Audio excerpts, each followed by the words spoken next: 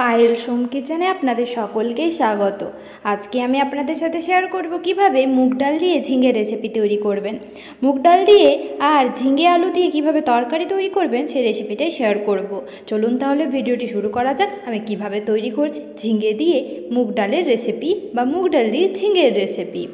আমি এখানে মুগ ডালকে 5 মিনিট জলে ভিজিয়ে রেখে ধুয়ে পরিষ্কার করে নিয়েছি। রান্নাটা শুরু করার ঠিক 5 মিনিট আগে মুগ ডালটাকে ভিজিয়ে রাখলেই হবে। এবার আমি রান্নাটা শুরু করব। তার জন্য গ্যাসে কড়াই চাপিয়ে দিয়েছি। কড়াইটা গরম হয়ে গেলে সরষের তেল দিয়ে দেবো 4 টেবিল স্পুন।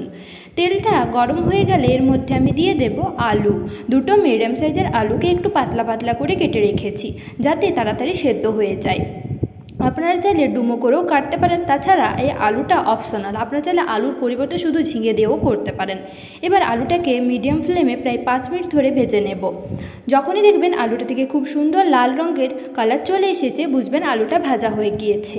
আলুটা ভাজা হয়ে গেলে আলুটাকে আমি তুলে সাইডে রেখে দেব। এবার কড়াইতে আরও বেশ কিছুটা পরিমাণ সরষের তেল অ্যাড করে দেবো। রান্নাটা অবশ্যই সরষের তেলে করবেন। দিয়ে দিলাম 2 টেবিল স্পুন সরষের তেল। ফোড়নে দিয়ে দেবো 5 ফোড়ন আর 2টো শুকনো লঙ্কা। ফোড়নটাকে হালকা একটু ভেজে নেব। তারপর এর মধ্যে অ্যাড করে দেব জলে ভিজিয়ে রাখা জল ঝরানো মুগ ডাল। এবার মুগ ডালটাকে ততক্ষণ ভাজতে হবে যতক্ষণ অবধি মুগ ডালের যে কাঁচা গন্ধ থাকে সেটা চলে যাচ্ছে।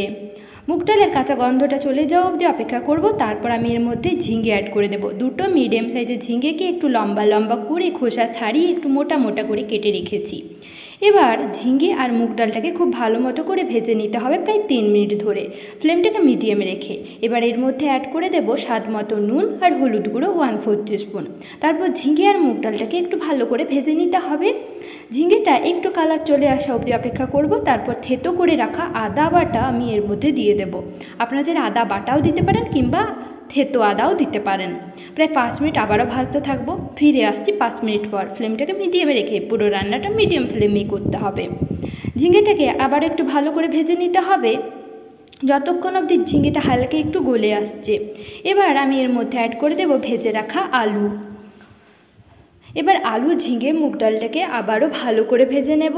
এবার একে একে গুঁড়ো মশলাগুলো দিয়ে দেব জিরের গুঁড়ো 1/2 টিস্পুন, ধনের গুঁড়ো 1/4 টিস্পুন, কাশ্মীরি লাল লঙ্কার গুঁড়ো 1/4 টিস্পুন, আর চিনি দিয়ে দেব 1/2 টিস্পুনের মতো। যে কোনো রান্নায় মিষ্টিটা দেবেন তাহলে স্বাদটা ঠিক ব্যালেন্স আসে। এবার অল্প পরিমাণ জল দিয়ে এই ঝিঙের সাথে সব কিছু উপকরণ ভালো করে মিশিয়ে কষিয়ে রান্না করে নেব প্রায় 7 মিনিটের মতো। প্রায় 7 মিনিটের পর ফিরে আসছি। দেখবেন নুনটা দেওয়ার কারণে ঝিঙে থেকে জল বেরোতে শুরু করেছে। এবার আমি এর মধ্যে অ্যাড করে দেব পরিমাণ মতো জল।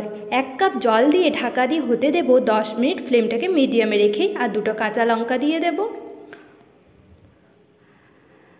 ফিরে এলাম 10 মিনিট পর। আমাদের আলু ঝিঙেগুলো সেদ্ধ হয়ে গিয়েছে।